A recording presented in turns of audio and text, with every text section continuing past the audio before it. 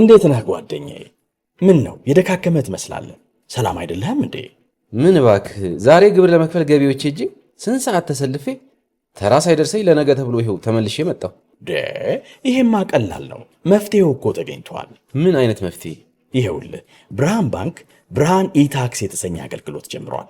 ይህ አገልግሎት ከገቢዎች ሚኒስቴር ጋር በመተባበር የሚሰጥ አገልግሎት ስለሆነ የግብርህን የገቢዎች ሰነድ ቁጥር በመያዝ ከዚያ የብርሃን ባንክ ደንበኛ ከሆንክ ከፈለግ በሞባይል ባንክ አገልግሎት አሊያም በብርሃን ኢንተርኔት ባንክ አገልግሎት ግብርህን መክፈል ትችላለህ።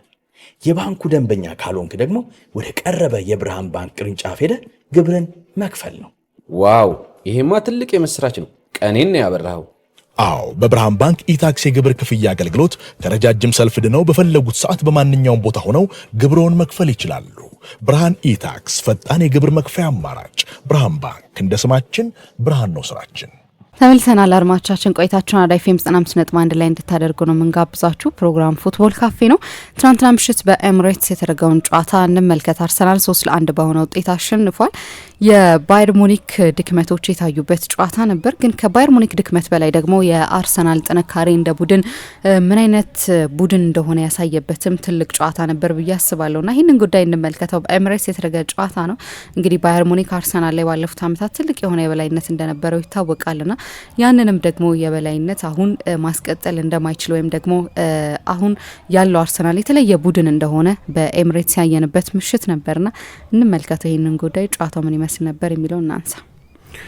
ልክ ነው ምሳ። ከጨዋታው በኋላ አንድ ኮንቨርሴሽን እየሰማሁ ነበረ። በጋዜጣዊ መግለጫ ላይ ሚኬል አርቴታ ለወትሮ ቡድኑ ካሸነፈ በኋላ በጣም ደስተኛ ሆኖ ፈገግ ብሎ ምናምን የፍላሽ ኢንተርቪዎችም የድህረ ጨዋታ ጋዜጣዊ መግለጫዎችም ላይ ስሜቱን ድል እንደሚቀይረው ማየት ትችላለች። ሲሸነፍ በጣም ተበሳጭቶ ነው ጋዜጣዊ መግለጫ የሚሰጠው። ለነገሩ የሚጠበቅ ነው፣ ባህሪያዊ ነው።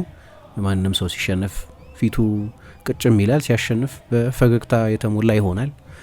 ግን ትላንትና ስለ ባየር ሚኒክ ሲጠየቅ ያሸነፍነው በዚህ ሰዓት የአውሮፓን ምርጡን ቡድን ነው የሚል አስተያየት ሰጠ እና ኮምፓኒ በተራው ጋዜጣዊ መግለጫ ሲሰጥ ቀደም ብሎ ሚኬል አርቴታ ባየር ሚኒክን የአውሮፓ ምርጥ ቡድን ነው ብሎ ነበር። ተስማማለሁ። ስለ ባየር ሚኒክ ነው ጉዳዩ። ያሸነፈው አርሰናል ነው ጨዋታውን እና አርቴታ የራሱ ተጫዋቾች እንዳይዘናጉ አሁን ባሉበት በጣም አስደናቂ በሆነ የውጤት ጉዞ ውስጥም ጭምር ምንም አይነት መዘናጋት እንዳይኖር በማሰብ ይመስላል ቶሎ የቼልሲ ጨዋታ ላይ ፎከስ ማድረግ እንዳለባቸው ይናገር ነበር። ምን አይነት አስተያየት ሰጠ ኮምፓኒ?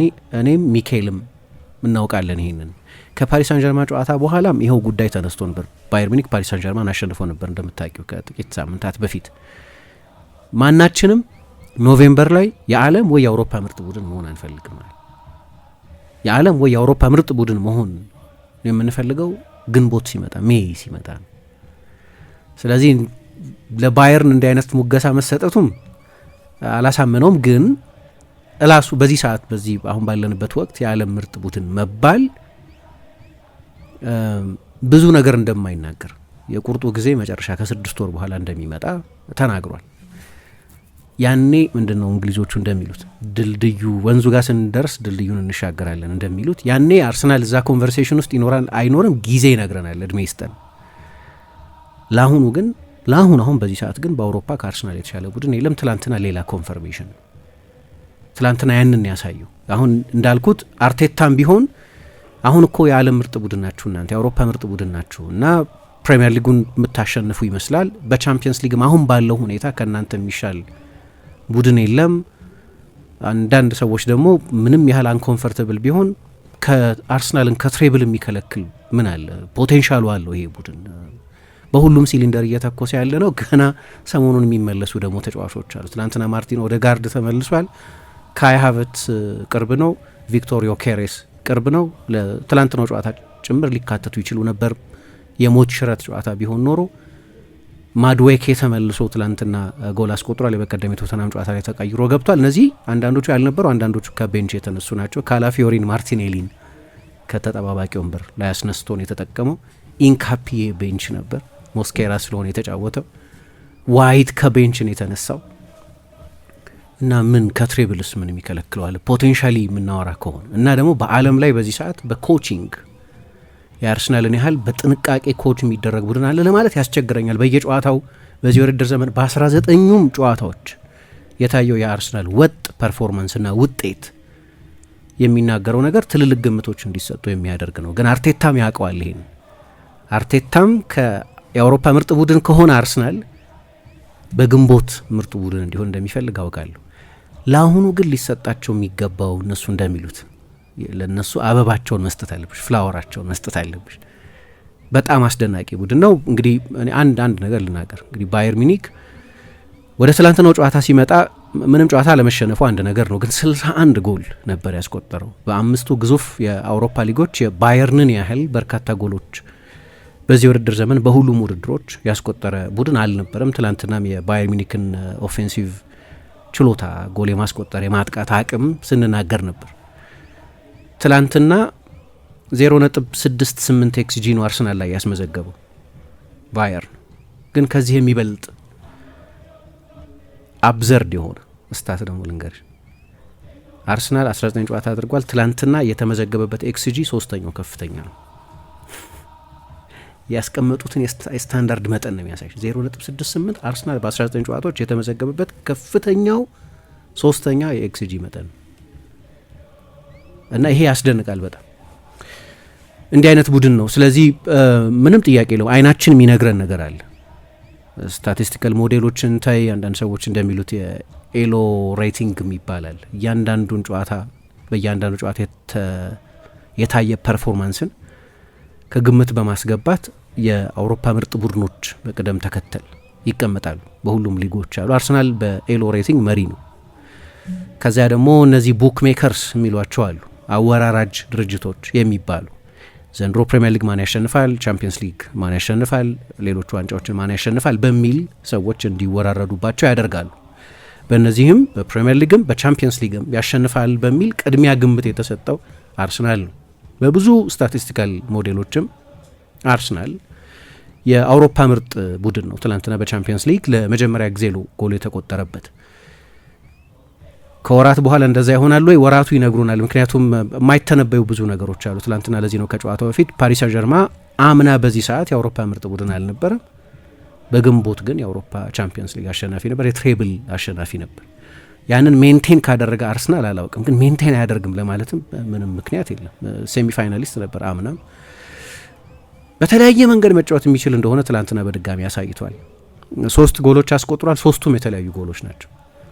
አንደኛው ባየርን ከጨዋታው በፊት ሲሳቀቅበት የነበረው የቆመ ኳስ ጉዳይ ነው። የዩሬን ቲምበር ጎል ከቆመ ኳስ የተቆጠረ ነው። አርሰናል ከትላንትናው በፊት የነበሩትን ያለፉትን 10 ጎሎች ያስቆጠረው ከክፍት ጨዋታ ነበር። ጥሩ ማጥቃት አለብሽ የቆመ ኳስ ለማግኘት ብዙ ጊዜ ላለው የማዕዘን ምት ለማግኘት ወይም የማዕዘን ቅጣት ምቶች ለማግኘት ማጥቃት አለብሽ። የማጥቃት ውጤት ነው እሱ። ቢሆንም ብዙ ትችት ነበር። ትችት ልበለው ወይ አላቅም፣ ግን አርሰናል በቆመ ኳስ ጥገኛ ነው የሚለው ጉዳይ አንዳንዴ ወደ ስላቅም ይሄድ ነበር። ከትላንትና ከቲምበር በፊት የነበሩት 10 የአርሰናል ጎሎች ግን በክፍት ጨዋታ የተቆጠሩ ጎሎች ናቸው። ከዛ ወደ ጥንካሬው ተመለሰ። አሁን የማዕዘን ምት ታገኛለሽ። የማዕዘን ምት ማስቆጠርን ወደ አርት ፎርም የማሸጋገር ጉዳይ ነው። አሁን አርሰናል ወደ አርት ፎርም ነው ያሸጋገረው የማዕዘን ምት።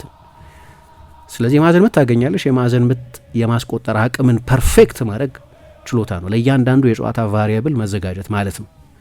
ስለዚህ በማዕዘን ምት ጎል አስቆጥሯል። የባየርን ድክመት ነው ደግሞ በዚህ ውድድር ዘመን ግማሽ የሚሆነው ባየርን ከተቆጠሩበት ጎሎች 50% የሚሆኑት ጎሎች ከማዕዘን ምት የተቆጠሩ ናቸው፣ ወይ ከቆሙ ኳሶች ያለፉት 4 ጎሎች ብትወስጂ ፍራይቡርግ በኡኒዮን በርሊን 2 ጎሎች ይቆጠሩበት፣ 4 ጎሎች ከቆሙ ኳሶች የተቆጠሩ ናቸው። 3ቱ ከማዕዘን ምት የተቆጠሩ ናቸው። ብዙ ሪሰርች ያደርገውባቸዋል። ኮምፓኒ ከጨዋታው በፊት ጋዜጣዊ መግለጫው ላይ ባየርን ለሰዓታት የአርሰናል የቆመ ኳስ ለማቆም እንደተዘጋጀ ተናግሮ ነው።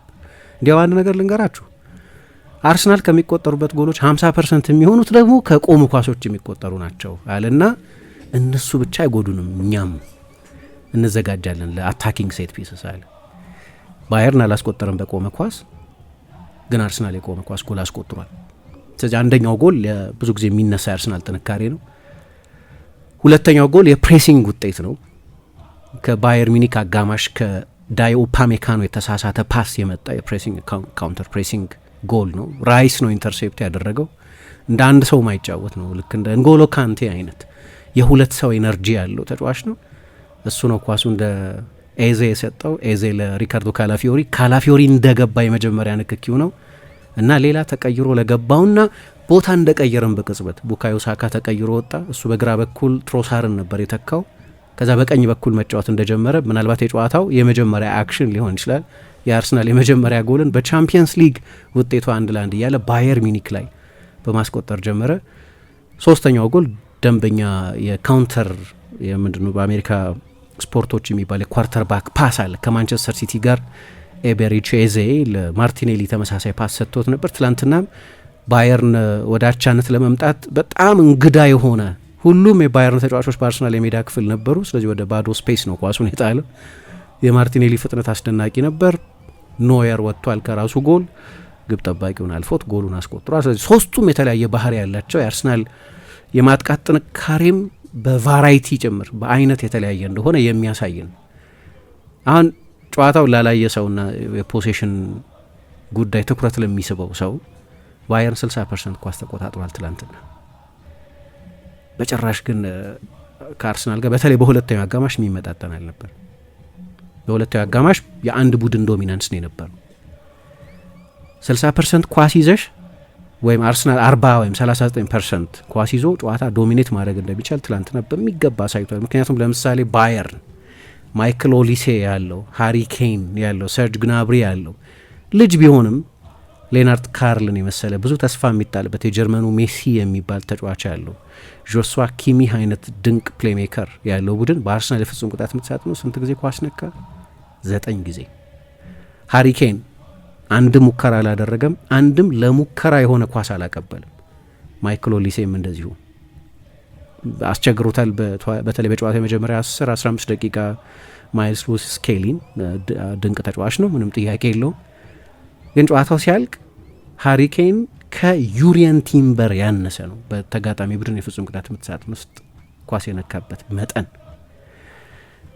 እና የተጫወተው ከአውሮፓ ምርጥ ፐርፎርሚንግ ቡድን ጋር በጣም የሚያስፈራ የማጥቃት ቁጥር ይዞ ከመጣ ቡድን ጋር ነው። አንዳንድ ወሳኝ ተጫዋቾች አልነበሩትም። ሉዊስ ዲያዝ፣ አልፎንሶ ዴቪስ አይነት ተጫዋቾች ግን በቁጥር ምናልባት አርሰናል የበለጠ ተጫዋቾች አልነበሩትም። ይገባኛል ዲያዝ በጣም ጥሩ ፐርፎርማንስ ላይ ያለ ተጫዋች እንደሆነ። ስለዚህ በጣም አስደናቂ ምሽት ነበር። አርቴታ ግን ከጨዋታው በኋላ አተኩሮ አስተያየት ይሰጥ የነበረው ገና ነው የሚል ነው። ይሄንኑ ተመሳሳይ አስተያየት ነው ቪንሰንት ኮምፓኒም የሰጠው እና በጨዋታው ላይ ትላንት ከ3 በላይ ጎል አርሰናል ሊያስቆጠር ይችል ነበር። ከ3 በላይ ጎል ማስቆጠር የሚችልባቸውን በሴት ፕሌይም በኦፕን ፕሌይም በሙቪንግ ቦልም በክፍት ጨዋታም በቂ የጎል እድሎች ተጨማሪ የጎል እድሎች ፈጥሮ ነበር። ከመጎዳቱ በፊት ሊያንድሮ ትሮሳር፣ ኤቤሪቼዜ በደንብ ኳሱን ከርል ባለማድረጉ፣ በሁለት አጋጣሚዎች ከቆሙ ኳሶች ደግሞ ሚኬል ሜሪኖ አንዱ ብሎክ ተደርጓል፣ አንዱን ለጥቂት ነው ኢላማውን ስቶ የወጣው። ስለዚህ ካስቆጠራቸው 3 ጎሎችን በላይ ማስቆጠር የሚችልባቸውን ተጨማሪ የጎል እድሎች አርሰናል ፈጥሮ ነበር። ከዚህም ሊሰፋ ከዚህም ሊከፋ ይችል ነበር። በጣም ኢንትረስቲንግ የሚሆነው ነገር ደግሞ የበቀደም የቶተናም ጨዋታ መጨረሻ ላይ ይሄንን አስተያየት እዚሁ ስንሰጥ ነበር። ያለ መጀመሪያ ተመራጭ 3-9 ቁጥሮቹ ነው ይሄንን እያደረገ ያለው። እኔ ሚካኤል ሜሪኖ እንዲያውም በጣም በተደጋጋሚ በዛ ኃላፊነት መሞከር አለበት ነው የምለው። አሁን የእሱ ቤስት ፖዚሽን ያ ቦታ ይመስላል። አርሰናል ጠለቅ ባሉ የአማካይ ስፍራዎች ላይ በጣም ብዙ አማራጮች አሉት። አንዱ ስለ ዮኬሬስ ስንናገር እናነሳ የነበረው ነገር ዮኬሬስ በሀቨት መጎዳት ምክንያት በጄሱስም አለመኖር ምክንያት እያንዳንዱን ጨዋታ እንዲጀምር አብዛኞቹንም ጨዋታዎች 90 ደቂቃ እንዲጫወት ተገዷል። በተጫወተ ጊዜ በእኔ አስተያየት በጣም ጥሩ አገልግሎት ሰጥቷል። ለዚህ ነው ባለፈው ሩኒ ከ3 የፕሪሚየር ሊግ ምርጥ ፈራሚዎች አንዱ ሲለው ብዙ ያልገረመኝ ለእኔ ታክቲካሊ ካየሹ ነገሩ ከጎል ስኮሪንግ ውጪ ጨዋታውን ዩኒቨርሳሊ የምታዩ ከሆነ ለአርሰናል እየሰጠ ያለው ጥቅም በጣም አስደናቂ ነበር። ከዛ አሁን ላለፈው 5 ጨዋታ አርሰናል ዮኬሬስን አልተጠቀመም። በእያንዳንዱ ጨዋታ ግን በትንሹ 2 ጎል አስቆጥሯል። በሁለቱ ጨዋታዎች 7 ጎል ነው ያስቆጠረው። ባለፉት 2 ጨዋታዎች ብቻ 7 ጎል ነው ያስቆጠረው። የውድድር ዘመኑ በሙሉ ብዙ ጉዳቶች የነበሩበት የውድድር ዘመን መሆኑን የጋብርኤል የምናምን መጎዳት የመጀመሪያ ጉዳት አይደለም። ልክ እንደ አምናው ነው የጉዳቱ መጠን። አሁን ግን አርሰናል የበለጠ የተጫዋቾችን ጉዳት መቋቋም የሚችልበት ጥልቅና ጠንካራ የቡድን ስብስብ አለው። ማርቲን ኦዴጋርድ አምና ባልነበረበት ጊዜ በነዛ 6 ሳምንታት የአርሰናል ክሬቲቪቲ በጣም ተራቅቶ ሳስቶ ስለነበር አርቴታ በ4-4-2 ሁሉ መጫወት ነበረበት። የበለጠ ዳይሬክት ማድረግ ነበረበት ቡድኑ። ሃቨርትዝና ትሮሳርን 2 አጥቂዎች ማድረግ ነበረበት። የሲስተም ለውጥ የጠየቀ ነበር የእሱ መጎዳት። አሁንም ኦዴጋርድ በጣም ወሳኝ ተጫዋች ነው። እዛ የኒውካስል ጨዋታ ላይ ለምሳሌ መጨረሻ ላይ በጣም ኢምፓክት ያደረገበት ጨዋታ እሱ ጨዋታ ነው። ኦዴጋርድ ተቀይሮ ባይገባ ኖሮ ምናልባት አርሰናል ኒውካስልን 2-1 ላያሸንፍ ይችል ነበር። አርቴታ በዚያው ዓመት በጣም የጣመኝ ድል ይለዋል ያንን ጨዋታ። በመጨረሻ ደቂቃ የተቆጠረ ጎልም ስለሆነ ሊሆን ይችላል፣ ወደ ኒውካስል ሜዳ ሄዶ መጫወት ስለሚያስቸግራቸው ሊሆን ይችላል። ኦዴጋርድ በጣም ወሳኝ መሳሪያ ነበር ተቀይሮ ገብቶ። በ2023-24 የውድድር ዘመን ከክፍት ጨዋታ የሱን ያህል የጎል ዕድል የፈጠረ የፕሪሚየር ሊግ ተጫዋች አልነበርም፣ የአርሰናል ብቻ ሳይሆን። አሁን በዚህ የውድድር ዘመን 266 ደቂቃ ብቻ ነው የተጫወተው ይህ ተጫዋች። በመጀመሪያዎቹ የፕሪሚየር ሊግ ጨዋታዎች በ3 የተለያዩ ጨዋታዎች ከረፍት በፊት በጉዳት ምክንያት እየተቀየረ ወጥቷል። ግን አርሰናል ምንም አልሆነም፣ በቂ አማራጮች አሉት። ከዛ ደግሞ ትናንትና ትሮሳርም ተጎዳ። በኋላ ለጥንቃቄ ስንል ነው ያስወጣ ነው አለ። የትሮሳር መጎዳት አንደኛ ከሁሉም የአርሰናል ተጫዋቾች በዚህኛው የውድድር ዘመን 10 የጎል ኮንትሪቢዩሽን አለው። ባለፈው የቶተናም ጨዋታ ላይ በእኔ አስተያየት በአርሰናል መለያ ምርጡን ብቃቱን ያሳየበት ጨዋታ ነበር። ግን በሌሎችም ጨዋታዎች ወሳኝ ጎሎች የማስቆጠር ታሪክ ያለው ተጫዋች ነው። በዚህ ሰዓት የአርሰናል ኢንፎርም የማጥቃት ተጫዋች ሳካ አይደለም፣ ሜሪኖ አይደለም፣ ወይ ሌላ ተጫዋች አይደለም፣ ይሄኛው ተጫዋች ነው። እሱ ተጎድቶ ወጣ ጨዋታው እንደ ብዙ ሳይገፋ። አርሰናል ችግር አልገጠመውም የወቅቱን በጥሩ ብቃት ላይ የሚገኝን ተጫዋች ቦታ ለመሙላት። ስለዚህ የምርጫ ቅንጦትም ጭምር አለው። ገና ሌሎች ተጫዋቾች ሲመለሱ ደግሞ የበለጠ የምናስተውለው አይነት ማለት ነው። ለአርሰናል በቻምፒየንስ ሊግ ማሸነፍ አለማሸነፋቸው ላይ በጣም ወሳኝ የስቴትመንት ውጤት ነው። አላቅም አምና ፓሪስ ሳን ጀርመን አሸንፈው ስለነበር፣ አምና በደርሶ መልስ ሪያል ማድሪድን አሸንፈው ስለነበር ቻምፒየንስ ሊግ አላሸነፉም። ግን የቻምፒየንስ ሊግ ሜንታሊቲን ግን የምታዳብሪው የቻምፒየንስ ሊግ ሮያሊቲን በማሸነፍ ሪያል ማድሪድን በማሸነፍ ነው፣ ባየር ሚኒክን በማሸነፍ ነው። ያንን እያደረጉ ነው። ግን ጨዋታውን በተመለከተ አንዳንድ ነጥቦች ላንሳ። የቆመ ኳስ ጉዳይ የአርሰናል የመጀመሪያ ጎል የተቆጠሩ በጣም በሚገመት ሁኔታ ነው። የአርሰናል ጥንካሬ ነው። 12 ጎሎች አስቆጥሯል በዚህ ውድድር ዘመን በፕሪሚየር ሊግ ብቻ። በቻምፒየንስ ሊግም 2 ጎሎች አስቆጥሯል በ4 ጨዋታዎች ከአትሌቲኮ ማድሪድ ጋር በተለይ። ባየር ሚኒክ ደግሞ የዚህ ድክመት አለበት። ትላንትና ለዚህ ነው ያነሳሁት። ባየርን የፍራይቦርጉ ጨዋታ ላይ፣ የኡኒዮን በርሊን ጨዋታ ላይ፣ በጠቅላላው በዚህ ውድድር ዘመን ደግሞ 7 ጎሎች ከቆሙ ኳሶች ስለተቆጠሩበት ከፓሪስ ሳን ጀርማ ጨዋታ በፊትም ይኸው ጉዳይ አጀንዳ ነበር። ግን አርሰናል በሴት ፒስ በቆሙ ኳሶች ደግሞ በርቀት የአውሮፓ ምርጡ ቡድን። ስለዚህ ትላንትና የመጀመሪያው ጎል ከባየርን ድክመትና ከአርሰናል በጣም የሚደነቅ ጥንካሬ ጋር ስታያይዙ ብዙ የሚያስደንቅ አልሆነም። ቲምበር ያንን ጎል ሲያስቆጥር የመጀመሪያው የአርሰናል የማዕዘን ምት ነው። የመጀመሪያው የአርሰናል የማዕዘን ምት። አርሰናል ጥያቄ መጠየቅ የጀመረው ግን ገና በ4ኛው ደቂቃ ከዴክላን ራይስ የቅጣት ምት ጀምሮ፣ በ8ኛው ደቂቃ ሌላ የጎል እድል ፈጠሩ። እነዚህ ከማዕዘን ምት የተገኙ ሳይሆን ከጎን የቅጣት ምቶች የተገኙ አጋጣሚዎች ነበሩ በጨዋታው ላይ። በነገራችን ላይ አርሰናል አንድ የቆመ ኳስ ጎል ከቡካዮ ሳካ በጣም አስደናቂ ዴሊቨሪ እና ከዩሪየን ቲምበር ጎሉን ማስቆጠር ባሻገር ቅድም ያነሳሁት ሜሪኖ 50ኛውና 58ኛው ደቂቃ ክርስቲያን ሞስኬራ ግብ ጠባቂው ማኑኤል ኖየር አድኖበታል። ግን 61ኛው ደቂቃ ሌሎች ጎሎች ማስቆጠር የሚችሉባቸው አጋጣሚዎች ነበሯቸው ከቆሙ ኳሶች ብቻ። በጀርመን እና በሌሎች አውሮፓ ሊጎች አንድ ልማድ አለ። ቴክኒካዊ ጉዳዮችን በተመለከተ የማብራራት ኃላፊነት ያለበት አሰልጣኙ ብቻ አይደለም። ማክስ ኤበርል እንዴት ነው ግን ታውቃላችሁ የአርሰናልን የቆመ ኳስ ጥንካሬ እንዴት መዘጋጀት አቃታችሁ? ለዚህ እኔ አላቅም ሌሎች ቡድኖች እንዴት መዘጋጀት እንዳቃታቸው። በእርግጥ ግን ማክስ ኤበርል ምን አሉ? መከላከል እኮ አይቻልም አሉ። መከላከል አይቻልም፣ ምክንያቱም ግርግር ይፈጥራሉ። የፍጹም ቅጣት ምት ሳጥን ውስጥ ግርግርን ደግሞ መከላከል አይቻልም፣ ግራ ያጋቧችኋል። እና 3 ወይ 4 ተጫዋቾች ወደ ቅርቡ ወደ ሩቁ አንግል ይሮጣሉ።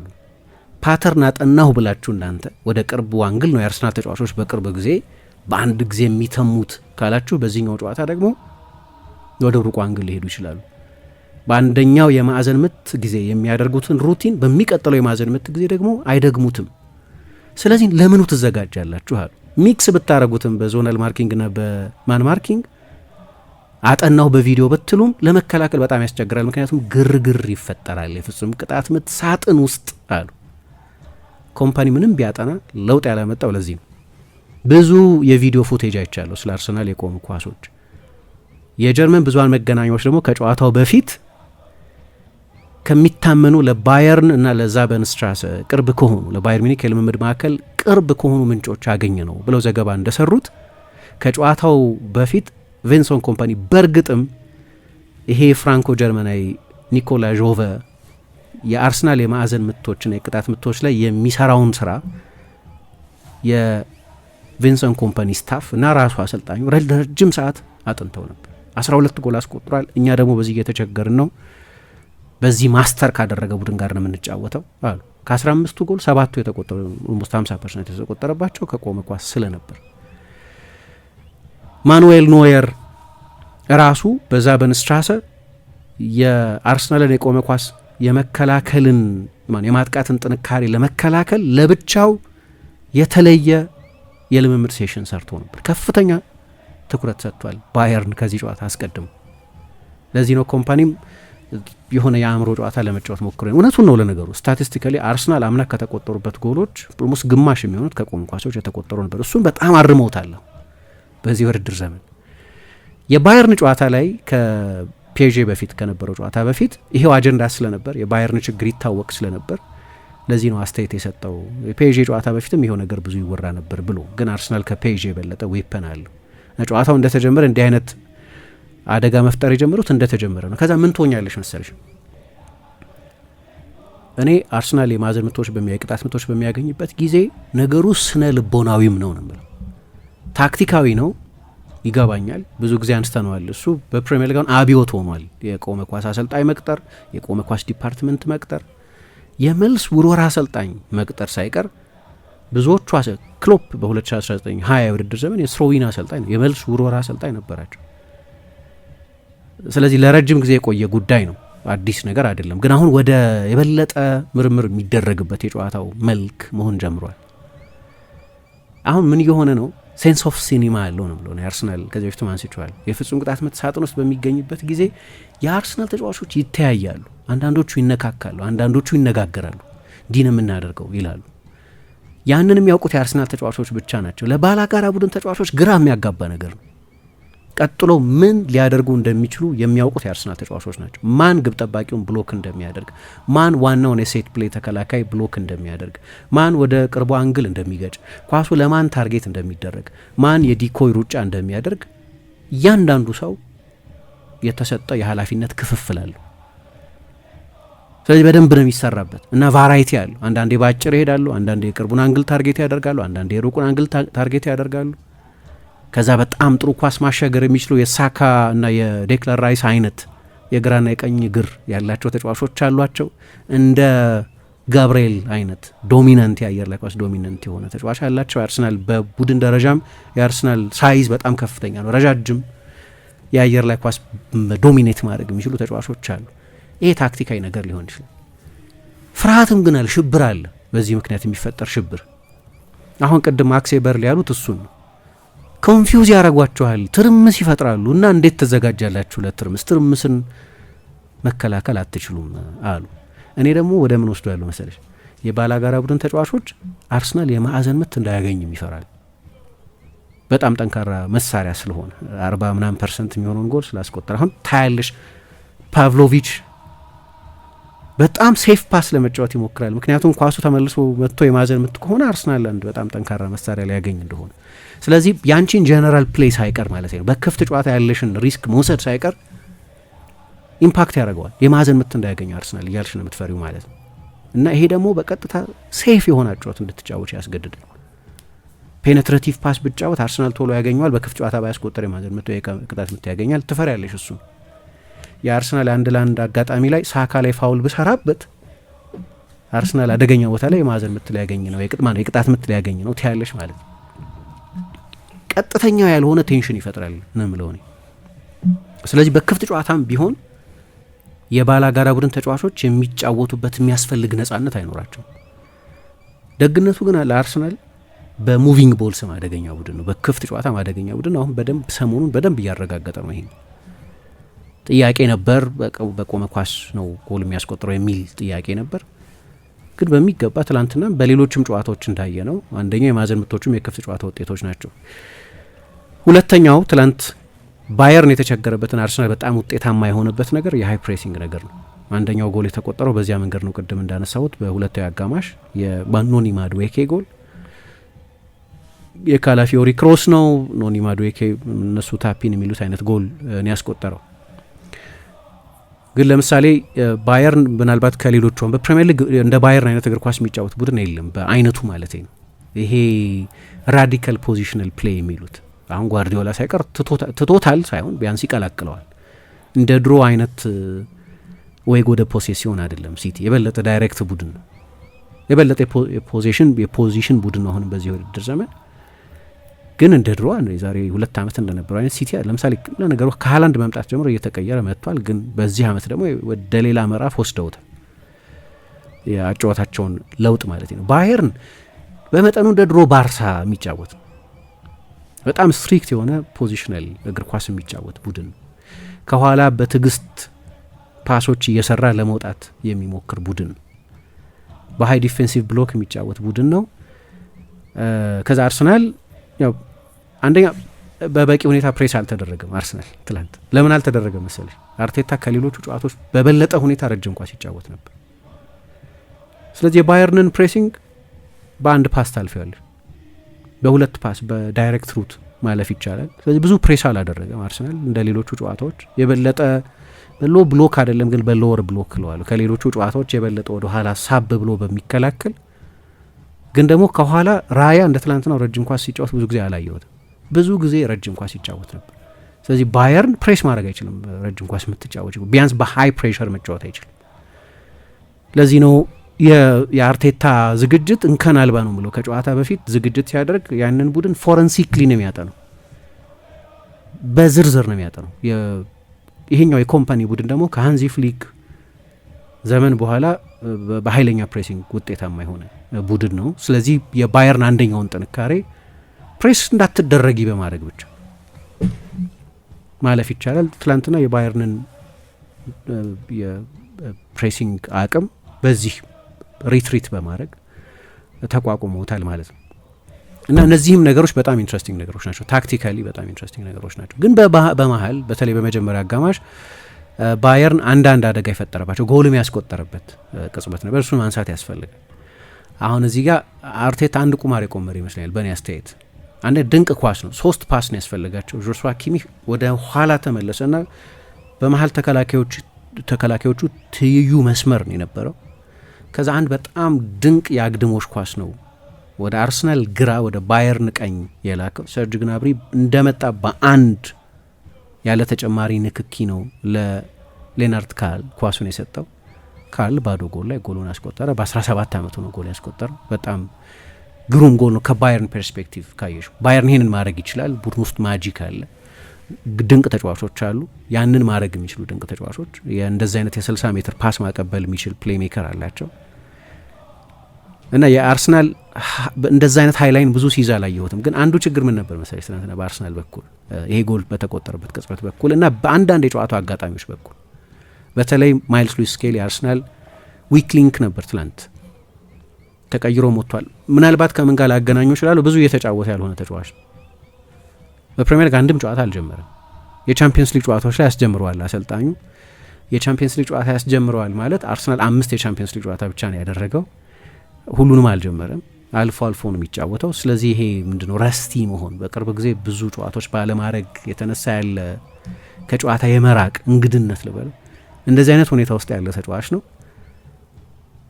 ሁለተኛ የፊት ለፊቱ የተጫወተው ተጫዋች ማይክል ኦሊሴ ነው። ማይልስ ሉዊስ ስኬሊን የሚሆን ሌላ ተጫዋች ማስቸገር የሚችል በጣም አስደናቂ ተጫዋች ነው። ግን ለእኔ ከአርሰናል በኩል ታክቲካሊ 2 ተጫዋቾችን በግራ በኩል ነው የለወጠው። ክርስቲያን ሞስኬራ በዛ በኩል ነው የተጫወተው። 21 ዓመቱ ነው፣ ወጣት ነው። በዚያው ተመሳሳይ ቦታ 18 ወይ 19 ዓመት ልጅ ነው ማይልስ ሉዊስ ስኬሊ። የሁለቱ እድሜ ድምር ከማኑኤል ኖየር ያንሳል። ስለዚህ በአንድ በኩል ብዙ ለውጥ ማድረግ የምትፈሪው ለዚህ ነው። አንድ ዲፓርትመንት ከመከላከል መስመር ግማሹ ላይ ለውጥ አድርጓል እንደማለት 50% ላይ ለውጥ አድርጓል ማለት ነው። አብረው ተጫውተው አያውቁም ሁለቱ ተጫዋቾች እና የመጀመሪያው ጎል ሲቆጠር ኮንፊውዥን እንደነበር ግልጽ ነው። አንደኛ ራሱ ሞስኬራ በጣም ጠለቅ ያለ ሚና ነበር የያዘው እና ሁለተኛ ማይልስ ሉዊስ ስኬሊም ሪከቨር ማድረግ አልቻለም። ግን በሌሎችም አጋጣሚዎች ሌናርድ ካላውን በሁለቱ አጋማሽ 1-1 እያሉ ባየር ሚኒክ ቀዳሚ ሊሆን የሚችልበት አንድ አጋጣሚ ነበር። በግል ነው ተጫዋቹ የማይልስ ሉዊስ ስኬሊን ያለፈው። ከዛ በኋላ ነው ብዙ ሳይቆይ ሚኬል አርቴታም ይህንን ተጫዋች ቀይሮ ያስወጣው። አምና በጣም አስገራሚ የውድድር ዘመን ነበር ያሳለፈው በተለይ ከጉዳቶቹ በኋላ። በዚህ የውድድር ዘመን ግን የካላፊዮሪ ፎርም የሚገርም ደረጃ ላይ ስለሆነ ያለው ምንም ምርጫ ያለው አይመስለኝም። ተጫዋቹም ከእንግሊዝ ብሔራዊ ቡድን ባለፈው ኢንተርናሽናል ጨዋታ ውጪ ነበር። አሰልጣኝ ቶማስ ቱሄልም በአርሰናል ብዙ እስካልተጫወተ ድረስ ለብሔራዊ ቡድን ለመጥራት ይቸግረኛል የሚል አስተያየት ሰጥተዋል። በተቃራኒው ኒኮ ራይሊ የማንቸስተር ሲቲ የግራ ፉልባክ በግሩም ሁኔታ ነው የማንቸስተር ሲቲ የመጀመሪያ ተመራጭ የግራ መስመር ተከላካይ የሆኑ ክረምት ካመጡት ሪያን ኤይት ኑሪ በላይ እሱ ነው እየተሰለፈ ያለው። ስለዚህ አሁን የሆነ ጊዜ ዓለም ዋንጫ የመሄድ ዋስትና የነበረው ተጫዋች ቦታውን እያጣ ነው እና ያ የአርሰናል ዊክ ሊንክ ነበር። ባየር ሚኒክም ያንን በሚገባ ኤክስፕሎይት አድርጓል። ጎሉ ከባየርን አንጻር በጣም ግሩም ነበር። ካርል የባቫሪያው ሜሲ ማለት ጀምረዋል። ራሱ ነው መሰለኝ ይሄ ነገር እንዲባል ያደረገው። ያንተ ምሳሌ የሆነው ተጫዋች ማን ነው ተብሎ ተጠይቆ ሊዮኔል ሜሲ ነው ብሎ መለስ። የሆነ ጊዜ ልክ እንደ ሜሲ አጠር ያለ ነው፣ ክሎስ ኮንትሮል አለው፣ ደፋር ነው። ስታዩም ከ17 ዓመት በታች ይመስላል ፊቱንም ስታዩ ልጁ። ብዙ ጨዋታ ጨውቶታል በዚህ ውድድር ዘመን 5 ጨዋታ ጀምሯል። ግን በዚህ መጠን ባለ ጨዋታ ላይ አላሰለፈውም። አሁን ትላንትና የሉዊስ ዲያዝ አለመሰለፍ ነው ጨዋታው ላይ እንዲጫወት ያደረገው ተጫዋቹን። ዲያዝ በቅጣት ምክንያት የትላንትናው ጨዋታ ላይ ስላልነበር ማለት ነው። ኒኮላ ጃክሰንን ማሰለፍ ይችል ነበር። ጃክሰን በመስመር በኩል መጫወት እንደሚችል እናውቃለን። ግን ይህንን ተጫዋች ሌናርድ ካርልን ነው ቬንሶን ኮምፓኒ መጠቀም የመረጠው እንጂ ለምሳሌ ባለፈው ከፓሪስ ሳን ዠርመን ጋር በነበረው ጨዋታ ለ90 ደቂቃ ቤንች ነበር፣ ተቀይሮም አልገባም። ግን ምናልባት የአዲስ ስታርን መነሻ እያየን ሳይሆን አይቀርም። በቼልሲና በባርሰሎና ጨዋታ በፊትና መጨረሻ ራፊኛ የባርሰሎናው ተጫዋች እና ኤንዞ ማሬስካ የቼልሲ አሰልጣኝ ስለ ኤስቴቫ ዊሊያን እና ስለ ላሚን ያማል ምን አለ ማሬስካ ራሱ ልክ ከራፊኛ ጋር ስማማለሁ የሚቀጥለው 10-15 ዓመት የሜሲና የሮናልዶ አልጋ ወራሾች እነሱ ሊሆኑ ይችላሉ የሚል አስተያየት ሰጥቶ ነበር። ስለ ሁለቱም ተጫዋቾች ኤስቴቫው ድንቅ ነበር፣ ያው ላሚን ያማል ነው። ግን ሌናርድ ካልን ደግሞ ትላንትና አየን። ሁለቱ 18 ዓመታቸው ነው። ትላንትና ጎል ሲያስቆጠር ያየነው ተጫዋች 17 ዓመቱ ነው። ለባየር ምናልባት ትልቁ ፖዚቲቭ እሱ ሊሆን ይችላል። ግን ለትልልቆቹ ተጫዋቾች አስቸጋሪ ምሽት ነበር። ሃሪ ኬን ያው እንደተለመደው ጠለቅ ይላል። አልፎ አልፎ ሳሊባን ከራሱ መደበኛ ፖዚሽኒንግ ያስወጣዋል፣ ተከትሎት ሲወጣ እናይ ነበር። ግን በአርሰናል ላይ ብዙ ጥሩ ሪከርድ ያለው እንደምታይ የድሮ የቶተንሃም ተጫዋች ነበር። 14 ጎሎች አስቆጥሯል። በአርሰናል ቶተንሃም ጨዋታ ላይ የሃሪ ኬንን ያህል ብዙ ጎል ያስቆጠረ ተጫዋች የለም። በአርሰናል ደጋፊዎች አይወዱትም። ክለቡ አካዳሚ ውስጥ ነበር ለጥቂት ጊዜ፣ ግን ቶተንሃማዊ መሆኑ የታወቀ እና ኳስ በነካ ቁጥር ይጮሁበት ነበር። የዛሬ 2 ዓመት ወደዚህ ስቴዲየም ሲመለስ ጎል አስቆጥሮ እንደነበር አስታውሳለሁ። ግን ትላንትና እሱንም ቅድም ስለ ኦሊሴ ስለ ሌሎቹ የባየርን ቁልፍ ተጫዋቾች እንዳልኩት እነሱን ኒውትራላይዝ ያደረጉበት መንገድ በጣም አስደናቂ ነው። ስለዚህ አርሰናል በጣም ድንቅ ነበር፣ በተለይ በሁለተኛው አጋማሽ። ባየርን ካልተሳሳትኩ 2 ሙከራ ነው በሁለተኛው አጋማሽ ያደረገው። 0.15 ነው ኤክስጂው የነበረው። መራራቁ ያን ያህል ሰፊ ነበር። ግን ደግሞ ትልቁ ልዩነት የቤንችም ልዩነት ነው። ለዚህ ነው ሚኬል አርቴታ በቀደም ከቶተናም ጨዋታ በፊት ብዙ ጊዜ አሰልጣኞች ስለ ስፖርት ዳይሬክተሮች ይናገሩ አትሰሚም በአድናቆት ስለ አንድሪያ ቤርታ አስተያየት ይሰጥ ነበር። አንድሪያ ቤርታን ማድነቅ የፈለገበት ምክንያት አንዳንድ ዘገባዎች እንደሚሉት አርሰናል ኖኒ ማድዌኬን ካስፈረመ በኋላ የመጨረሻው ፈራሚያችን ነው የሚል ኮንሰንሰስ ነበር። ቦርዱ ከዛ በላይ መሄድ አልፈለገም። 6ኛ ፈራሚያቸው ማለት ነው ኖኒ ማድዌኬ። 6 ፈራሚ በቂ ነው። እያንዳንዱን ዲፓርትመንት ግብ ጠባቂ፣ ተከላካይ፣ አማካይ 2 አማካዮች በማምጣት አጥቂ ኦኬሬስን በማስፈረም እና ማድዌኬን የክንፍ ተጫዋች በማምጣት እያንዳንዱን ዲፓርትመንት አጠናክረናል፣ የቤት ስራችንን አጠናቀናል የሚል አይነት ምናልባት በመጨረሻዎቹ ሳምንታት የሚለቅ ተጫዋች ካለ ማርቲኔሊ፣ ትሮሳር ይባል ነበር። ምናልባት ያኔ ገበያው ላይ እንደገና አክቲቭ እንሆን ይሆናል። ግን የቤት ስራችንን ጨርሰናል የሚል አቋም ነበራቸው የአርሰናል ሰዎች ይላሉ አንድሪያ ቤርታ የአርሰናል የስፖርት ዳይሬክተር። ከዚያ በኋላ የኤዜ ዝውውር እንዲጠናቀቅ ከዚያ በኋላ የፒየሮ ኢንካፒዬ ዝውውር እንዲጠናቀቅ ቦርዱ ላይ ጫና ያደረጉት እርሳቸው ናቸው አሉ። እንደ አይነት ዘገባ እያየሁ ነበር። የድሮ የአትሌቲኮ ማድሪድ የስፖርት ዳይሬክተር ናቸው። በአትሌቲኮ ማድሪድ በዲየጎ ሲሞኔ አሰልጣኝነት ለነበራቸው ስኬታማነት በጣም ትልቅ አድናቆት የሚሰጣቸው ግን በኋላ በአትሌቲኮ ማድሪድ በነበረ የስፖርቲንግ ዲፓርትመንቱ ሪስትራክቸሪንግ ምክንያት ቦቼሮ የሚባል ሰው አመጣ። አሁን ወጣ መሰለኝ ቦቼሮ፣ ግን ከቤርታ ጋር መስማማት አልቻለም። ባልተለመደ ጊዜ በጃንዋሪ ከኃላፊነት ለቀቁ ካርሎስ ቦቼሮ። እነሱ እንደሚሉት ሜቶዶሎጂካል ኢንኮምፓቲቢሊቲ ነው የሚሉት። ሁለቱን አንድ ላይ ማሰራት የሚያስችል ስትራክቸር አልነበረውም አትሌቲኮ ማድሪድ። የግድ አንዱ አለቃ መሆን ነበረበት። ስለዚህ ቤርታ ገለላሉ። 7 ዋንጫ ነው በአትሌቲኮ ማድሪድ እሳቸው የስፖርት ዳይሬክተር እና በሌሎችም ኃላፊነቶች በነበሩበት ጊዜ አትሌቲኮ ማድሪድ ያሳካው ያኖ ብላክን፣ ግሪዝማንን፣ ሮድሪን አይነት እና ሌሎች በርካታ በአትሌቲኮ ማድሪድ ስኬቶች ውስጥ ትልልቅ አስተዋጽኦ የነበራቸውን ሰዎች ያመጡ ናቸው እኚህ ባለሙያ። ለዚህ ነው አርቴታ እሳቸውን በተደጋጋሚ ያደነቀው። የሆነን ተጫዋች አይደንቲፋይ ማድረግ አንድ ነገር ነው፣ ያንን ተጫዋች ለማምጣት ኤግዚኪዩት ማድረግ ሌላ ነገር ነው እና ትላንትና አንዱ ትልቁ ልዩነት የነበረው የቤንቹ ጉዳይ ነው። ስቲል አርቴታ ያንን ሪሶርስ መጠቀም መቻል አለበት፣ በትክክለኛው ጊዜ ትክክለኛው ለውጥ ማድረግ አለበት። ግን ስብስቡ በጣም አሪፍ ስለሆነ 67ኛው ደቂቃ ላይ ሳካን የመቀየር ቅንጦት አለ። ቼልሲ ያለብን ኦኬ አንድ እኩልም ብንሆን እዚህ አንድ እኩል ነበር ጨዋታው። ስቲል የቻምፒየንስ ሊግ የዛ ምድብ አንደኛ ሁለተኛ ነው የሚሆነው አርሰናል ዌር ኦኬ ከ1 እስከ 8 ማለፋችን አይቀርም አሁን ባለው ሁኔታ ማለት ይችላል። በቀደሙት ዓመታት ግን ሳካ እስኪወርቅ ድረስ አርሰናል መጠቀም ነበረበት። ምክንያቱም ማን ነበር በዛ በኩል? ማንም አልነበር። አሁን ማድዌኬን እዛ ቦታ ላይ ሺፍት እንግሊዝ ብሔራዊ ቡድን ተጫዋች ለቼልሲ ከ38 ጨዋታ 27ቱን የጀመረ ተጫዋች፣ በሁለቱም ክንፎች መጫወት የሚችል ተጫዋች። ስለዚህ ማድዌኬን ወደ ግራ ወሰደና በግራ በኩል ትላንትና ጨዋታውን ከባየርን የሃይላይን መከላከል አንጻር ለጨዋታው በጣም ይስማማል የሚል ግምት የነበረውን ግን በእኔ ግምት የፊትነስ ኮንሰርን አለ ማለት ነው እንድል የሚያደርገኝ ማርቲኔሊን ነው ቀይሮ ያስገባው። ምክንያቱም የቶተናም ጨዋታ ላይም ተቀይሮ አልገባም። ለዚህ ጨዋታ በጣም የሚሆን ተጫዋች ነው። ምክንያቱም ከአርሰናል የክንፍ ተጫዋቾች ወደ ስፔስ የሚሮጥ ብቸኛው ተጫዋች፣ ሌሎቹ ቦልቱ ፊት ተጫዋቾች ሁሉም ግሩም ተጫዋቾች ናቸው። ትሮሳርም፣ ሳካም፣ ኤዜ በግራ ክንፍ በኩል የሚጫወት ከሆነም ማድዌኬም ሁሉም ቦልቱ ፊት ከኳስ ጋር መግባት የሚወዱ ተጫዋቾች ናቸው። በኋላ እሱን ቀይሮ አስገባው። ሲገባ ከጨዋታው በፊት የነበረውን ቲዮሪ የሚያጠናክር ጎል ነው ያስቆጠረው። ወደ ስፔስ ኳስ ይጣላል፣ ወደ ስፔስ መሮጥ ይችላል እሱ። ከዛ ያ ጎል ተቆጠረ ማለት ነው። እና ስለ ቤንቹና ለምን በተደጋጋሚ በቅርብ ጊዜያት አርቴታ ራሱ የቤርታን ስም እየጠቀሰ እንደሚያደንቅ የአርሰናል ስብስብ ይነግረናል። እንግዲህ እንዳልኩት ተጨማሪ ከጉዳት የሚመለሱ ተጫዋቾች መኖራቸው፣ የቼልሲ ስብስብ ውስጥ ሊኖሩ የሚችሉ ተጫዋቾች መኖራቸው እንደተጠበቀ ሆኖ ኦዴጋርድ ኦልሬዲ ተመልሷል። የቡድኑ አምበል ነው። ስለዚህ ያንንም በአርሰናል መጨረሻ ላይ በዋንጫዎች የውድድር ዘመኑን የሚቋጭ ከሆነ ፕሪሚየር ሊግ የሚያሸንፍ ከሆነ ቻምፒየንስ ሊግ የሚያሸንፍ ከሆነ ዋንጫዎች ትልልቅ ዋንጫዎች አሸንፎ አንድ ወይ ሁለት ዋንጫ ማንኛውን ቁጥር ይሁን ስለዚህ ከሁለቱ ትልልቅ ዋንጫዎች አንዱን አሸንፎ የሚያጠናቅቅ ከሆነ የ2024ቱን ክረምት ሚስ የተደረገ ክረምት እንለዋለን። አርሰናል በዛ ክረምት ሜሪኖና ካላፊዮሪን ያመጣው። ካላፊዮሪ 28 ጨዋታ በጉዳት ምክንያት አልተጫወተም ነበር ለማለት ያስቸግራል። በጉዳት ምክንያት ኦን ኤንድ ኦፍ ነበር፣ ግን ከግማሽ በላይ የሚሆን ጨዋታ አልፎታል። ሜሪኖ ደግሞ የመጀመሪያውን የውድድር ዘመን አጋማሽ በ8 ቁጥርነት ብዙ አልተዋጣለትም። ጥሩ የተጫወተው በሁለት የውድድር ዘመን አጋማሽ ነው። ስለዚህ መጀመሪያ ለታሰበለት ሚና ብዙ አልተሳካለትም ነበር።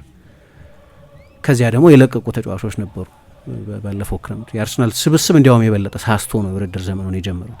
በፔሳር በምን ምክንያት እንደሆነ አውቃለሁ፣ ግን እንደው እንዳመለጠ አጋጣሚ ይቆጠር የነበረው ለዚህ ነው። በተለይ ጉዳቶቹ በጣም በከፍተኛ መጠን በጨመሩ ጊዜ እናወራ የነበረው ስለ ስኳድ ዴፕዝ ነው። አንድ ፕሮግራም እንደሰራ ነ ኤግዛክትሊ የዛሬ ዓመት አካባቢ የአርሰናል እና የሊቨርፑል የነጥብ ልዩነት እየሰፋ በነበረበት ጊዜ የ2024ቱ በእኛ የክረምት ዝውውር ያመለጠ አጋጣሚ ነው ወይ እንል ነበር። የሚያስቆጭ አጋጣሚ ለአርሰናል። አሁን ግን እንደዛ አይደለም። መጨረሻ ላይ የሚሳካላቸው ከሆነ አንድም በዚህ ይሄኛውን ክረምት አግሬሲቭ በመሆናቸው ምክንያት የተሳካ በአዲሱ የስፖርት ዳይሬክተር የመጀመሪያ የዝውውር ጊዜ ስኬት ምክንያት ነው። አሁንም ትኩረት አድርገው አሁን ከስፔን አንድ አማካይ ለማምጣት እያወሩ እንደሆነ እንሰማለን። ስለዚህ የቤት ስራቸውን አላጠናቀቁም። ትላንትና የተሰለፈው ክርስቲያን ሞስኬራ በነጻ የመጣ ነው ሊባል ይችላል። ገና ካሁኑ እየሰጠ ባለው ጥቅም ምክንያት 13 ሚሊዮን ብቻ ነው የከፈሉበት። አሁን በዚህ ጊዜ በ13 ሚሊዮን ተጫዋች ታገኛለሽ? እኔ እንጃ። በተለይ እንደሱ አይነት ትልቅ ፖቴንሻል። ስለዚህ እሱንም መዝለል የምንችል አይመስለኝም። በግል ትላንትና ቲምበር በድጋሚ በጣም አስደናቂ ተጫዋች መሆኑን አሳይቷል። ምንድነው ይሄ እኔ ሎረን ላይ የድሮ የአርሰናል ተከላካይ ነበር። ልክ ሎረን የቲምበርን ያህል የማጥቃት ሩጫዎች የሚያደርግ ተጫዋች አልነበረም፣ ግን ሎረንን አታልፊውም። ጭራሽ የሚታለፍ ተጫዋች አልነበረም። ሎረን ኢታሜ ሜየር የሚባል የአርሰናል የኢንቪንስብል ዘመን የቀኝ መስመር ተከላካይ ነበር። ልክ እንደዛ ነው። በጣም ጠንካራ ነው ፊዚካሊ፣ በማጥቃትም ደካማ አልነበረም። ምክንያቱም ቬንገር ወደ አርሰናል ሲያመጡት የክንፍ ወይም አማካይ ሆኖ የሚጫወት ተጫዋች ስለነበር የማጥቃት ኑዋንስ አለው። እንዲያውም ቲየሪ ኦንሪ ራሱ ላይ ጥፋት ከተሰራ በዛ ዘመን የቅጣት ምቱን አይመታም ነበር፣ የፍጹም ቅጣት ምቱ ብዙ ጊዜ ለሎረን ነበር የሚሰጠው። ስለዚህ ቴክኒካሊ በጣም ጥሩ ነው። የቅጣት ፍጹም ቅጣት ምቶችን ጭምር እንዲመታ የሃይ ፕሬሸር የፍጹም ቅጣት ምቶችን እንዲመታ የሚታመን ተጫዋች ነበር ቲምበር። እሱን ነው የሚያስታውሰኝ። ከዛ በኋላ ሌሎች የመስመር ተከላካዮች አይተናል። ቡካዮ ሳካ፣ ኤማኑኤል ኤቡዬ፣ ሄክቶር ቤሪን ብዙ አልተጫወተም፣ ግን ማቴዎ ዴቡሺ አይነት ተጫዋቾች አይተናል። ግን የበለጠ ከዛኛው ተጫዋች ጋር ይመሳሰልብኛል እና የመጀመሪያውን ጎል ሲያስቆጥር ያቺ ትሪክ አለች። መጀመሪያ ምንድነው ያደረገው? ነጅ ማድረግ ይሉታል እነሱ። ጎንተል አድርጎት ነው ያለፈው ማኑኤል ኖየርን። እኔ ሁለቱ ጎሎች ላይ የኖየር ስህተት አለበት ነው። የመጨረሻው ጎል ግልጽ ነው የኖየር አጫዋት ለእንደዚህ አይነት ጎሎች ያጋልጠዋል።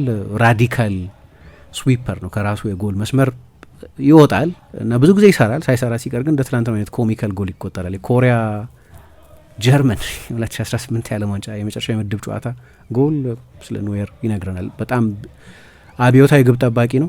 ያንን ቦታ ያንን አጫወት ሪዲፋይን ባደረገበት መንገድ ግን ሳይሰራ ሲቀርም እንዲህ አይነት ችግር አለ እና ያው ብዙ ሰልፍ ክሪቲካልም አይደለም። ትላንትና አሁን ጎሉ ሲቆጠር እንግዲህ ያው ተጫዋቹን ፍጥነት አደንቁ እንጂ እኔማ ላቻነት እየተጫወተን ስለነበር ሪስክ መውሰድ ነበረብኝ ብሏል። ግን የማዕዘን ምቱ ጎል ሲቆጠር ከጀርባ ነበር ቲምበር የመጣው። ረጅም አይደለም በቁመት ግን ከኋላ መጣ። ግብ ጠባቂውን ያለፈው እዚህ ጋር አንድ ሞስኬራን ማድነቅ አለብን። ሃሪኬን ከባየርን ረጃጅም ተጫዋቾች መካከል አንደኛው ነው። ብዙ በጭንቅላቱ በሁለቱም ሳጥኖች ውስጥ ጥሩ የሚጫወት ተጫዋች ነው። ሞስኬራ ነው ብሎክ ያደረገው ሃሪኬን ወደዛ ኳስ እንዳይመጣ። ቲምበር በድጋሚ ግሩም ነበር እንዳልኩ፣ ስለሱ ማንሳት ፈልገኝ ነው። ሌላ ዴክላን ራይስ፣ የዴክላን ራይስ ዝውውር ማለት ብዙውን ሰው ማስገረም ያለበት አይመስለኝም። የዚህ ተጫዋች ጥሩ መጫወት በዌስትሃም በነበረበት ጊዜ ዌስትሃምን ከግማሽ ምዕተ ዓመት በኋላ ከዋንጫ ጋር ያስታረቀ አምበል ነው የነበረው። በዌስትሃም በነበረበት ጊዜ በሶስት የተለያዩ ሚናዎች አስደናቂ ነበር። በ6 ቁጥር የመጨረሻው ሲዝን ላይ በተጫወተበት ሚና፣ በ8 ቁጥር እና መጀመሪያ አካባቢ ደግሞ የቴሪ አድናቂ ሆኖ እኮ ነው ያደገው ቼልሲ አካዳሚ ውስጥ በነበረበት ጊዜ እና በመሀል ተከላካይነት በሶስቱም ኤክሰል ያደረገ ተጫዋች ነበር። አሁን ክርክሩ ይገባኛል። አንድ ሳምዲን የሚባል የቴሌግራፍ ጸሐፊ ማለት በአውሮፓ በዚህ ሰዓት በዚህ ሲዝን ከሱ የሚሻል አማካይ ያለ ወይ በሁሉም የጨዋታው ምዕራፎች አለ። ለምሳሌ አንዳንዶቹ ተጫዋቾች በፕሌይ ሜኪንግ ጥሩ ናቸው፣ አንዳንዶቹ ኳስ በመንጠቅ ጥሩ ናቸው፣ አንዳንዶቹ በቦክስ ቱ ቦክስ አማካይነት በጣም ጥሩ ናቸው፣ አንዳንዶቹ በክሬቲቪቲ ጥሩ ናቸው ምናምን። ግን ሁሉንም በጣም በተመጣጠነ ሁኔታ በማሟላት የሚሻል ሳለ ወይ ከሱ የሚል እና አይ ቲንክ ጥሩ ኮንቨርሴሽን ይመስለኛል። ብዙ ማሰብ አልችልም ያንን በማድረግ ለምሳሌ አንደኛው ጎል ሲቆጠር ኢንተርሴፕት አደረገ። አንድ ጊዜ ራሱ ጎል ለማስቆጠር ተቃርቦ ነበር። ምናልባት እነሱ እንደሚሉት ዲንክ ቢያደረገ ቺፕ ቢያደረገው ኖሮ ምናልባት ጎሎች ያስቆጥራል፣ ብዙ ጎሎች ያስቆጥራል። ለአንድ 6 ቁጥር ሆኖ ለፈረመ ተጫዋች በጣም ብዙ ጎሎች ያስቆጥራል። በጣም ጥሩ የቆመ ኳስ አሻጋሪ ነው። አሁን ደግሞ ከፓርቴም ከጆርጂኖም በላይ የበለጠ አትሌቲክ የሆነ 6 ቁጥር አለው። የስፔን 6 ቁጥር እኮ ነው አብሮኝ የሚጫወተው ሲል ነበር ትላንት። ስፔን ብሔራዊ ቡድን 6 ቁጥር እኮ ነው ከኤሊት ተጫዋች ጋር ነው የሚጫወተው ብሏል ስለ ማርቲን ዙቢሜንዲ ሲናገር። ስለዚህ እሱም በድጋሚ ሌላ የሚያስደንቅ ፐርፎርማንስ ያሳየበት ነው እና በግልም በወልም በድጋሚ የአርሰናል የተዋበ ምሽት ነበር ማለት ይቻላል። እኔ እንግዲህ አሁን ስንት ነጥብ ነው ያለው? አርሰናል 15 ነጥብ ነው ያለው። ብቸኛው ነው ሁሉንም ጨዋታዎች ያሸነፈ ቡድን።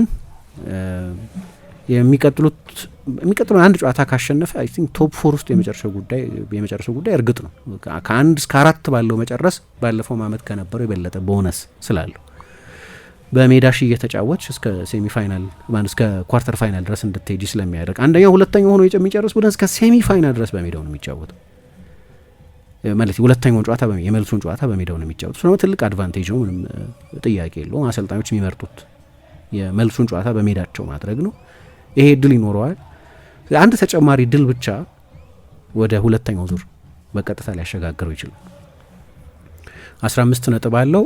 ትላንት ደግሞ የኢንተር መሸነፍ ራሱ የባየር ሚኒክን ስላሸነፈ ብቸኞቹ የ100% ውጤት የነበራቸው ቡድኖች ከአርሰናል በ3 ነጥብ እንዲያንሱ ሆነዋል ማለት ነው። ከ9ኛው ቡድን ጋር 8 አይደለ በቀጥታ የሚያልፉት፣ ከ9ኛው ቡድን ጋር ያለው የነጥብ ርቀትም በጣም ሰፊ ነው። ስለዚህ የቤት ስራውን በቶሎ እያጠናቀቀ ነው። ቶሎ የፕሪሚየር ሊግ ጨዋታዎች ላይ ፎከስ ማድረግ ይችላል። ስኳዱም ግን ሁለት ውድድሮችን ለመቋቋም የሚያስችል ስኳድ ነው እና ለባየርን ግን ኮምፓኒ ምናልባት ሲቢኤስ ላይ የተሹ እንደሆነ አኒታ የምትባል ሆስት አለቻቸው እና ፔተር ሽማይክል ሁለቱ ናቸው ስቴዲየም ውስጥ የነበሩ ሁለቱ አናሊስቶች። ላላያችሁ ሰዎች ዳይሬክተሩ ካላያችሁ ኮምፓኒ ሲወጣ በጣም ተናዶ ነበር፣ ተበሳጭቶ ነበር ይላሉ። የመጀመሪያው ሽንፈት ነው። እኔ ስለ ባየርን የምፈራው አንደኛ እንግዲህ ከፔዤ ጋር ተጫውተዋል። ፔዤ ሲዝን ኢንትረስቲንግ ሲዝን ነው። ትላንትና በጣም ተቸግረው ነበር። ስኮር ላይኑ አንዳንዴ ፍላተር ያደርጋል።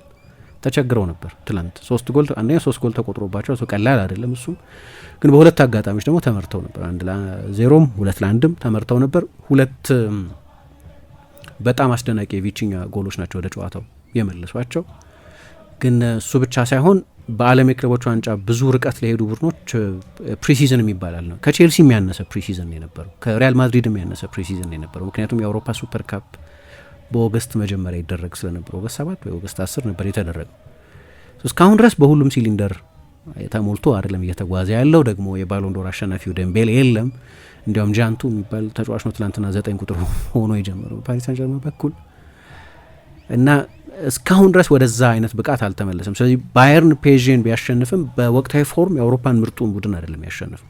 የአውሮፓ ምርጡ ቡድን ነው ቻምፒየንስ ሊግ በማሸነፉ፣ ግን በዚህ ሰዓት ባለ ፐርፎርማንስ ግን የአውሮፓ ምርጡ ቡድን ነበር ለማለት ያስቸግራል። ደግሞ ፔዥ ጨዋታውን ብዙ ሰዓት ዶሚኔት አድርጎ ነበር። የመጀመሪያ በጣም ከባድ ፈተናውን ግን በሀገር ውስጥ ዶርትሙንድንም፣ ላይፕዚሽንም፣ ፍራንክፉርትንም ሌሎቹንም ቡድኖች በሚገባ ተቋቁሟል። ግን የመጀመሪያው ፈተና ላይ ደንቀፍቀፍ ብሏል ቪንሰንት ኮምፓኒ ትናንትና በአርሰናል ጨዋታ ላይ ምንም አይደለም። ይሄ ሽንፈት በሩብ ፍጻሜ ከሚሆን በዚህኛው ገና በጊዜ ባለ ምዕራፍ ባየር ምንም ወደ ሁለተኛው ዙር የማለፍ እድሉ በጣም ሰፊ ስለሆነ ችግር ላይሆን ይችላል። ግን እሱ ዙሪያ ሊንገር የሚያደርግ አንድ ጥያቄ ግን አለ። ዝም ብሎ የሚሽከረከር የሚያንዣበብ ጥያቄ ግን አለ። የቻምፒየንስ ሊግ ሬከርዱ አምና ጥሩ አልነበረም እንደምታውቂው እና የባየርን አሰልጣኝ ስትሆኝ ደግሞ ዋናው መለኪያ ቻምፒየንስ ሊግ ነው። ቡንደስሊጋ ኦልሞስት ጊቭን ነው። አሁን በስንት ነጥብ ነው? በጣም በሰፊ ርቀት መምራት ጀምረዋል። አሁን የሚከተላቸው ላይፕዚሽ እንኳን በመጀመሪያው ሳምንት በ6-0 ተሸንፎ ነው ውድድር ዘመኑን የጀመረው። እንዲያውም በቃ ዋንጫው አለቀ ያልኩት ያኔ ነው። በ6 ነጥብ ርቀት ይመራል ባየር። 33 የጎል ልዩነት አለው። አንድም ጨዋታ አልተሸነፈም። ከ11 ጨዋታ 10ን አሸንፏል። ጥያቄ የለውም ባየርን ሻምፒዮን የመሆኑ ነገር የተለየ ነገር ካልተፈጠረ በስተቀር ከሌቨርኩዘን በ8 ከዶርትሙንድ በ9 ነጥብ ርቀት ላይ ነው ያለው። ባየርን ሻምፒዮን ይሆናል። ይህንን የሚያሳንሱት አይመስለኝም። መጀመሪያ ፕራዮሪታችን ነው ጊዜ ቡንደስሊጋ ማሸነፍ ነው እንደዚህ ምናምን ይላሉ። ግን ቻምፒየንስ ሊግ በጣም ወሳኝ ነው እና ቻምፒየንስ ሊግ ደግሞ ተመልካች ባለበት ጊዜ የኮቪድ ሲዝን ኤክስትራኦርዲነሪ ሲዝን ስለሆነ የጨዋታዎቹ መልክም ተቀይሮ ስለነበር በአንድ ኖካውት ነበር ይደረግ የነበረው። እንደ መጠነኛ ቶርናመንት ነው በፖርቶ ጨዋታዎቹ የተደረጉት። ስለዚህ ደርሶ መልስ የድሮ የተለመደው ፎርማት ቀርቷል። ከዛ ክሬዲቱን መውሰድ አለብን ማለት ባይቻልም ግን ተመልካች ባለበት ታዳሚ በተገኘበት ለመጨረሻ ጊዜ ሻምፒዮን የሆኑት በለንደን በ2013 ነው። 2020 ኤክሰፕሽን ነው፣ ስቲል ቻምፒየንስ ሊግ ነው፣ ስቲል ትልቅ ድል ነው። ቡድኑ 6 ዋንጫ ነው በአንድ ዓመት ያሸነፈው የሃንዚ ፍሊክ ቡድን ግን ካቪያቶች አሉት ማለት ነው እና ለኮምፓኒ በተለይ በትልልቅ ምሽቶች እንዲህ አይነት ውጤቶች ተጨማሪ ጥያቄዎች እንዲያስነሳ ሊያደርጉ ይችላሉ። በጠቅላላው ስራው በጣም የሚደነቅ ቢሆንም አሰልጣኝ ዩሊያን ናግልስማን ላይ ጥያቄ መነሳት የጀመረው በቻምፒየንስ ሊግ ሩብ ፍጻሜ በቪያሪያል በኡናይ ኤሜሪ ቪያሪያል በተሸነፈ ጊዜ ነው እና ለባየርን የቻምፒየንስ ሊግ ምሽት ላይ ያለ ፐርፎርማንስ በጣም ሴንሲቲቭ እንደሆነ ማንሳት ፈልጌ ነው። ግን አርሰናል ጥሩ ምሽት ነበር። ያንቺም ግምት ብዙ ርቀት ሊሄድ ይችላል ነው አይደል? እንዴት ነበር? ይመስለኛል ብዙ ርቀት መሄድም ያለበት ይመስለኛል አይደል? እንደ ቲሙ ጥንካሬና ያጫወት መንገዱ ማንኛውንም ቡድን ማሸነፍ የሚያስችል አቅም አለው ብዬ አስባለሁ። አሁን አርሰናል በዚህ ሰዓትና አውሮፓ ካሉ ምርጥ ቡድኖች መካከል አንደኛው ነው ባየር ሙኒክ። በታሪክ ብቻ ሳይሆን በዚህ የውድድር ዓመት እያሳለፈ ባለው ሲዝን ምክንያትም ጭምር ባየር ሙኒክ በጣም ጥሩ ቡድን ነውና እሱን ነው ማሸነፍ የቻለው። ትንሽ ነገር አይመስለኝም ለአርሰናል፣ ምክንያቱም ባለፉት ዓመታት የተሸገረበት የሚያሸንፈውን ቡድን ማሸነፍ በራሱ ታሪክ አለ። ከዛ ውጭ ግን የዘንድሮ አቋሙም የባየር ሙኒክ እንደዛው ጥሩ ነው። ጥሩ ተጫዋቾች አሉት። ስቲል ሙኒክ በጣም ትላልቅ ተጫዋቾች ያሉት ቡድን ነውና ቼልሲን ያሸነፈበት መንገድ ምናምን ጥሩ ቡድን እንደሆነ ባየር ሙኒክ በራሱ ያሳያል አይደል? እሱን ነው ማሸነፍ የቻለው። ግን ኤክስፔክትም ይደረግበት ይመስለኛል አርሰናል በዚህ ውድድር ዓመት ፊርማዎቹ እንደዚሁም ፊርማዎቹ ብቻ ሳይሆን ያስፈረማቸው ተጫዋቾች ስኬታማ መሆን በራሱ ከአርሰናል የተለየ ነገር እንድጠብቅ ያደርጋልና ግን ለአርቴታ የተለየ ክሬዲት መሰጠት ያለበት ይመስለኛል። ቲሙ በሚገባ ነው የተዋሃደው አይደል? አዳዲሶቹ ፈራሚዎች ካምናው ከነበረው ቡድን ጋር የተዋሃዱበት መንገድና ፍጥነትም እንደዚሁ በጣም አስደናቂ ነው ይመስለኛል። አሁን እኔ በአውሮፓ ከአርሰናል የተሻለ ቤንች ያለው ቡድን አለ ወይ የሚል አዶን ነው አላቅም። በእኔ እይታ ያለ አይመስለኝም። ከአርሰናል የተሻለ ቤንች ያለው ጥራት ያላቸው ተጫዋቾች ናቸው ቤንች ለሚቀመጡትና ሌላ ምርጥ 11 ማውጣት የምትችልበት አይነት ቡድን ይመስለኛል። ስቲል ጉዳቶች እያሉና እነዚህን ሁሉ ነገሮች የምታስብ ከሆነ በሻምፒየንስ ሊግ ጥሩ ርቀት የሚጓዝ ይመስለኛል። አንተቅም ሻምፒየንስ ሊግ የሞመንት ጉዳይ ነው። የሆነ ጊዜ ፌል ሊያደርግ ይችላል የዚህ የሻምፒየንስ ሊግ ፕሮጀክታቸውም። ግን ከአርሰናል ኤክስፔክት እንድታደርግ የሚያደርግ አይነት ቡድን ይመስለኛል። በፕሪሚየር ሊጉ በተለይ ደግሞ በሳምንቱ መጨረሻ ቼልሲን የሚያሸንፍ ከሆነ አርሰናል የፕሪሚየር ሊግ ዋንጫ የሚያነሳው ብሎ ለመናገር ብዙ ርቀት መጠበቅ ራሱ ላይ ያስፈልግ ይችላል። አምና ስለ ሊቨርፑል ለማለት እንደዛ ብዙ መጓዝ አልተጠበቀብንም ነበር አይደለ? ምክንያቱም የነጥብ ርቀቱን ማስፋቱ ብቻ ሳይሆን እንደ ቡድን ሊቨርፑል በራሱ ጥሩ ቡድን ስለነበርና እንደዛ ይሰማኛል። በሳምንቱ መጨረሻ ላለባቸውም ጌም በጣም ጥሩ ድል ይመስለኛል። እንደ ሁለት በጥሩ ሙድ ውስጥ ያሉ ቼልሲን ባርሴሎናን ትላንት ባነሳ ነው ሌቭል ነው ያሸነፈው።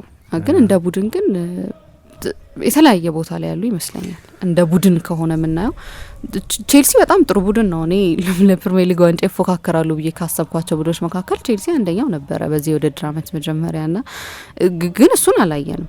እንዲፎካከር ቢያንስ እኔ እንዲፎካከር ኤክስፔክት አደርጋለሁ። የቼልሲ ሲዝን ከባድ ነው።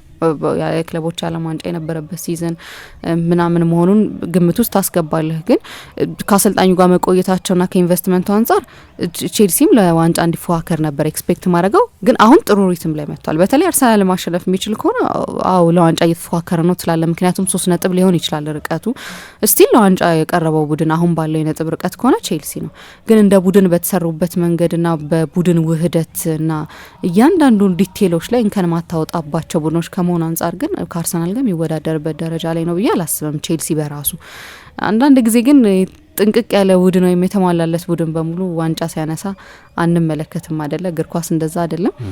ግን በተለይ ቼልሲ ማሸነፍ የሚችል ከሆነ እኔ ፕሪሚየር ሊግ ዋንጫ አርሰናል ነው ብሎ ለመናገር ሌላ ድፍረት የሚሰጥ ይመስለኛል። ግን በጣም ጥሩ ጨዋታ ደግሞ በጣም ጥሩ ቡድን መሆኑን በድጋሚ ያሳይ ይመስለኛል አርሰናል። መነሻችን ላይ ያነሳነው ነጥብ ግን ሪተሬት ለማድረግ ስለ ሊቨርፑል ስታነሽ ነው ትዝ ያለኝ። ሊቨርፑል የቻምፒየንስ ሊግ በዚህ ፎርማት አምናርል መደረግ የጀመረው የመጀመሪያዎቹን 6 ጨዋታዎች አሸንፎ ነው የጀመረው እና በመሀል ደግሞ ለምሳሌ ጥሩ ሲዝን አልነበረም ለኤሲ ሚላን፣ ግን ሳንሲሮ ላይ ሚላንን ማሸነፍ እና ሪያል ማድሪድን 2-0 በጣም በሚደንቅ ብቃት ማሸነፍ፣ የሻቢ አሎንሶን ባየር ሌቨርኩዘንን 4-0 ማሸነፍን የሚያካትቱ አይነት ትልቅ ድሎች ነበሩት እና በዛ ምክንያት በዚህ ጊዜ ሊቨርፑልን ለቻምፒየንስ ሊግ አሸናፊነት እንገምት ነበር። ደግሞ ትልቁ የቻምፒየንስ ሊግ ቡድን ነው እንግሊዝ ውስጥ 6 ጊዜ ስለወሰደ ታሪክም አለው፣ ቻምፒየንስ ሊግ የማሸነፍ ታሪክ አለው። አርሰናል ያንን ጥያቄ በጠቅላላው አልመለሰም እስካሁን ድረስ። እግር ኳስ እንዴት ቶሎ ለሚለዋወጥ ለመናገር ነው። ለዚህ ነው አርቴታ ጥንቃቄ ሲያደርግ የነበረው። እንደ ቡድን ግን አርሰናል በጣም የተሻለ ቡድን ይመስለኛል ከአምናው ሊቨርፑል። አምና ከነበረው ሊቨርፑል ራሱ አምና የነበረው ሊቨርፑል በጣም ጥሩ ቡድን ነበረ። እሱም በተደጋጋሚ አንስተናል አይደለ? በዛ ጊዜ አምና ከነበሩት ሌሎች የፕሪሚየር ሊግ ቡድኖችና የሻምፒየንስ ሊግ ቡድኖች ምናልባት ከአርሰናል ጋር ይመስለኛል በሻምፒየንስ ሊጉ እንጂ በፕሪሚየር ሊግ በጣም ጥሩ ቡድን ይመስለኛል። ግን ከዛም በላይ ነው በዚህ ውድድር ዓመት። ምክንያቱም አሁን የአርሰናል ድክመት ምንድን ነው ብትለኝ ይሄ ነው ድክመቱ ለማለት ይቸግረኛል። አሁን ቀድሞ አይምሮ ውስጥ የሚመጣው ድክመት ይሄ መከላከሉ ነው አልልም፣ ማጥቃቱ ነው አልልም። ይሄ ነው ምለው ድክመት የለውም አርሰናል ወይም ዲቴይል በጣም እንደው ሁሉንም ነገር መቆፈር ካልሆንክ በስተቀር እንደዛ ሆኖ ራሱ ይቸግር ይመስለኛል የአርሰናል ድክመት ለማውጣት። አምና በዚህ ደረጃ ስለ አርሰናል ባለ እርግጠኝነት ስለ ሊቨርፑል ማውራት ይቻል እንደነበር እርግጠኛ አይደለሁም።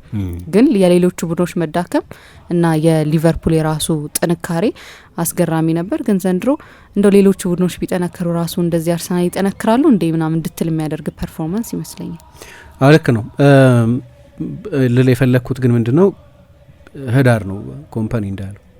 ስለዚህም እግር ኳስ ቶሎ ቶሎ የሚለዋወጡ ነገሮች ያሉበት ነው ለማለት ነው። ለዚህ ነው ኮምፓኒም አርቴታም ራሱ አርቴታ ስለ ባየር ሚኒክ የአውሮፓ ምርጥ ቡድን ብሎ ስለነበር አይ በዚህ ጊዜ የአውሮፓ ምርጥ ቡድን መሆን አልፈልግም በኋላ ነው መሆን የምፈልገው የሚል አስተያየት የሰጠው እንጂ ትላንትናው ጨዋታ በኮምፓኒ አሰልጣኝነት በራሱ የኮምፓኒ የባየር ሚኒክ አሰልጣኝነት 75ኛ ጨዋታው እና በ75 ጨዋታ 2.72 ኤክስጂ ተመዝግቦበት አያውቅም። በ75ኛው ጨዋታ ነው ይሄ የሆነበት። ደግሞ በክፍት ጨዋታ የፈጠሩት የጎል እድል አይደለም እኮ የሚበልጠው በክፍት ጨዋታ ሳይሆን በቆመ ኳስ ሳይሆን በክፍት ጨዋታ የበለጠ የጎል እድል ፈጥረዋል። ስለዚህ በየጊዜው እየተሻሻለ እንዲያውም ያለ ቡድን እንደሆነ የሚያሳይ ነው። በ2005-2006 የቻምፒየንስ ሊግ ፍጻሜ በደረሱበት የመጀመሪያው ለቻምፒየንስ ሊግ ፍጻሜ በተጫወቱበት የታሪካቸው አጋጣሚ 5 ተከታታይ ጨዋታ አሸንፈው ነበር በዛ የውድድር ዘመን እና ብቸኛው ቡድን ነበር በአውሮፓ። አሁንም ብቸኛው ቡድን ነው።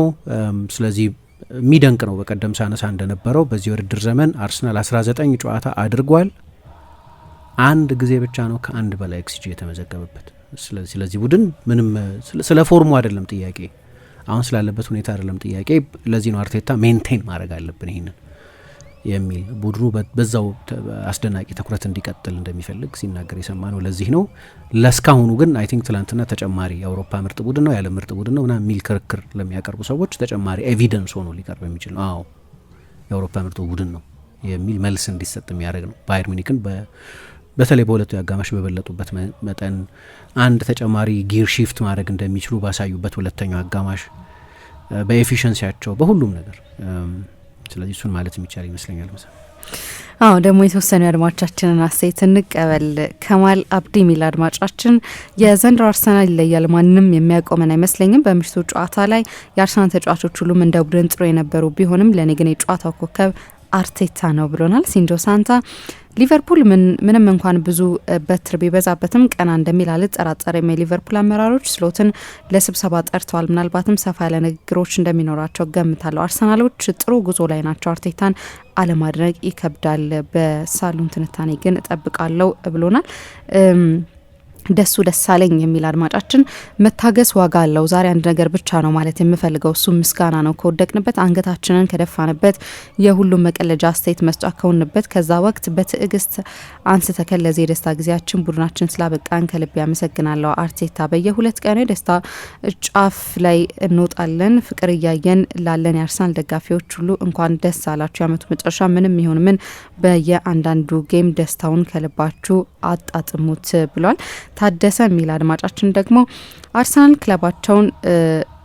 ክለባችን ይከብዱታል የተባሉትን ክለቦች በሙሉ እየገነዳደሰ እዚህ ደርሷል። የትኛው ምድራዊ ኃይል ቢመጣ በአርሰናል ተገርፎ ከመውጣት የሚያስጥለው የለም። ዋው አርሰናል። አርቴታ በዚች አርቴታ ግን በሊቨርፑል መሸነፉ በመጀመሪያው ሳምንት ያናድዳል ብሎናል። ዛሚ መንግስቱ ሚል አድማጫችን የዙቢሜንዲ መምጣት ራይስን ታስሮ የተፈታ አቦ ሸማኔን ያደረገው የአርሰናል ጥልቅ ስኳድ በቅያሬው ከረፍት በኋላ የገቡት 2 ጎሎች ማሳያ ናቸው። የማዶኬ ጎል ደስታ ማርቲኔ እንደዚህ የመልሶ ማጥቃት ጎሎችን አስለምዶናል። ገና ጎሉን ሳያስቆጥረው ነበር ኢዜ ደስታውን እየጀመረው ብሎናል። ጀማል የአብደላ ሚል አድማጫችን አርሰናል ዘንድሮ ቆርጦ ተነስቷል። የተደጋጋሚ ዋንጫ ማጣት ቁጭት ለእያንዳንዱ ኳስ እንዲፋለሙና እንዲደሰቱ አድርጓቸዋል። የሚገርም የቡድን ስሜት ፍቅር ይታይባቸዋል። ዴክላን ራይስ ግን የሰው ጉልበት ያለው ሁላ አይመስልም፣ ጭራሽ አይደክመውም። ቢጫ እንዲያይ ግን ስመኝ ነበር። ቀጥሎ ማለፉም ከጥሎ ማለፉ በፊት ያለበት ቢጫ ማይነሳ ከሆነ ቀድሞ ቢቀጣ ደስ ይለኛል። አርቴታ ከቼልሲ ጨዋታ በኋላ ራይስን ማሳረፍ አለበት ግዴታ። ከጥር በኋላ የምር ለዋንጫ የምናደርገው ጉዞ ላይ ብዙ ፈተና ስለሚጠብቀን ራይስ አሁን ባለው ስኳድ አይተኬ ተጫዋች ነው ብሎናል። የአምላክ መባ የሚል አድማጫችን ወይም ምትል አድማጫችን የትናንትናው ጨዋታ ለአብዛኛው አርሰናል ደጋፊ ከዚህ በፊት በሻምፒየንስ ሊግ ከባየርን ጋር በነበረው ሪካርድ አማካይነት ትልቅ ትርጉም የነበረው ጨዋታ ነበር። ሆኖም አስደናቂው የአርቴታ ቡድን ጣፋጭ በቀል ተበቅሎልናል። አርሰናል በዚህ ሲዝን በሜዳው ካደረጋቸው ጨዋታዎች ባየርን ከሌሎቹ በተለየ መንገድ በመጀመሪያው አጋማሽ በማንቱማን ፕሬስ በማድረግ ወደ ኋላ ድሮፕ እንድናደርግ አድርጎናል። ነገር ግን በሁለተኛው አጋማሽ አርሰናል አስደናቂ ነበር። የአርቴታ ቅያሬዎችም ለውጥ ፈጥሯል። ሌላኛው ከትናንትና ምሽቱ ጨዋታ የዴክላን ራይስ ብቃት እንደተለመደው አስደናቂ ነበር። የዓለማችን ቁጥር 1 አማካይ መሆኑን አሳይቷል። የአጣማሪው ማርቲን ዙቢሜንዲ መኖርም ይበልጥ ወደፊት እንዲያጠቃ ይበልጥ በጨዋታዎች ምቾት እንዲሰማ አድርጎታል። አሁን ቀጣይ የቼልሲን ጨዋታ በማሸነፍ የሻምፒዮንነት ጉዟችንን ማሳመር አለብን። ሊቨርፑልን በተመለከተ አርንስሎት ይቅርታ፣ አርንስሎት አክተሩ ኤሪክ ቴና ግን መስለዋል። ቨርጅል ቫንዳይክ የማዕዘን ምቱን ሲከላከል የምገረምበት መንገድም እንደዚሁ እያስገረመኝ ነው። ጓንት በእጁ ላይ የጠቀለለ ነው የሚመስለው ብሎናል። ጥላሁን ዮሐንስ የሚል አድማጫችን ትናንትና የነበረው የሻምፒየንስ ሊግ ምሽት እግር ኳስ ውበት፣ ፍጥነትና ድራማ በድጋሚ ያሳየበት ነበር። አርሰናል ባየርንን 3-1 ሲረታ ያሳየው አጨዋወት ጥራት፣ ወጥነትና በራስ መተማመን እጅግ የሚደነቅ ነው። ራያን ቲምበር በድንቅ የኮርና ምት አስቆጥሮ መምራቱ ቡድኑ በቆመ ኳስ ማጋሪዎች ላይ ብቻ ጥገኛ ለመሆኑን ይመሰክራል። ቲምበር በአጋጣሚ ከቁመት አንጻር መታፈን የነበረበት ሆኖም ግን በዙሪያው ለነበሩ ተከላካዮች ለደረታቸው የሚቀርበው ቲምበር በቴክኒኩ በልጧቸው ኳሷን መረብ ውስጥ ከቷታል። በጎል የተጠናቀቀው የኖኒ ማዱኬና የገብርኤል ማርቲኔሊ እንቅስቃሴ ደግሞ የአርሰናል አጥቂ ኃይልና የተቀያሪ ተጫዋቾችን ጥራትም አረጋግጧል። ሪያል ማድሪድ ያሸነፈው በኪሊያን ኤምባፔ ድንቅ ግላዊ ብቃት በተገኙ ምርጥ ጎሎችና ስጦታዎች ነበር ብሎናል። የመጨረሻ አስተያየት እንቀበል። ኦዳቲያር የሚል አድማጫችን አርሰናል አሁን ላይ ጥንካሬውን እያሳያለው ጨዋታ በማሸነፍ ብቻ ሳይሆን በእያንዳንዱ ጨዋታ አስፈሪ ብልጫና ቀጥሎ ለሚመጡትም ክለቦች እንቁቅልሽ እየሆነም ጭምር ነው። ለመልሶ ማጥቃት ያልተጋለጠ የኳስ ቁጥጥር ብልጫ የማይወሰድበት በተለያየ መንገድ ግብ የሚያስቆጥር ተቀያሪ ወንበር ላይ ያሉ ተጫዋቾች ባልገቡ የሚያስብል አይነት ክለብ ሆኗል። እኔ ያዝልቅለት ብያለሁ። የሊቨርፑል ነገር በዚህ ደረጃ መብረክረኩ ቢያስደነግጠኝም የዋንጫ ተፎካካሪ አለመሆኑን ገና ሊጉ ሲጀምር አውቅ ነበር። ምክንያቱም አምና የሱ ጠንካራነት ብቻ ሳይሆን ሌሎች ተፎካካሪ ክለቦች በልኩ አለመፎካከርም ለዋንጫው ያበቃው ይመስለኛል ብሎናል። እናመሰግናለን አድማጮቻችን። አሁንም ቆይታችሁን አንድ ኤፍኤም 95.1 ላይ እንድታደርጉ ነው መንጋብዛችሁ። ፉትቦል ካፌ ነው ፕሮግራሙ። እንዴት ነህ ጓደኛዬ? ምን ነው የደካከመ ትመስላለህ። ሰላም አይደለህም እንዴ? ምን እባክህ፣ ዛሬ ግብር ለመክፈል ገቢዎች ሄጄ ስንት ሰዓት ተሰልፌ ተራ ሳይደርሰኝ ለነገ ተብሎ ይኸው ተመልሼ መጣሁ። ይሄማ ቀላል ነው። መፍትሄው እኮ ተገኝቷል። ምን አይነት መፍትሄ? ይኸውልህ ብርሃን ባንክ ብርሃን ኢታክስ የተሰኘ አገልግሎት ጀምሯል። ይህ አገልግሎት ከገቢዎች ሚኒስቴር ጋር በመተባበር የሚሰጥ አገልግሎት ስለሆነ የግብርህን የገቢዎች ሰነድ ቁጥር በመያዝ ከዚያ የብርሃን ባንክ ደንበኛ ከሆንክ ከፈለግ በሞባይል ባንክ አገልግሎት አሊያም በብርሃን ኢንተርኔት ባንክ አገልግሎት ግብርህን መክፈል ትችላለህ። የባንኩ ደንበኛ ካልሆንክ ደግሞ ወደ ቀረበ የብርሃን ባንክ ቅርንጫፍ ሄደህ ግብርን መክፈል ነው። ዋው! ይሄማ ትልቅ የምስራች ነው። ቀኔን ነው ያበራኸው። አዎ፣ በብርሃን ባንክ ኢታክስ የግብር ክፍያ አገልግሎት ከረጃጅም ሰልፍ ድነው በፈለጉት ሰዓት በማንኛውም ቦታ ሆነው ግብርዎን መክፈል ይችላሉ። ብርሃን ኢታክስ ፈጣን የግብር መክፈያ አማራጭ። ብርሃን ባንክ እንደ ስማችን ብርሃን ነው ስራችን።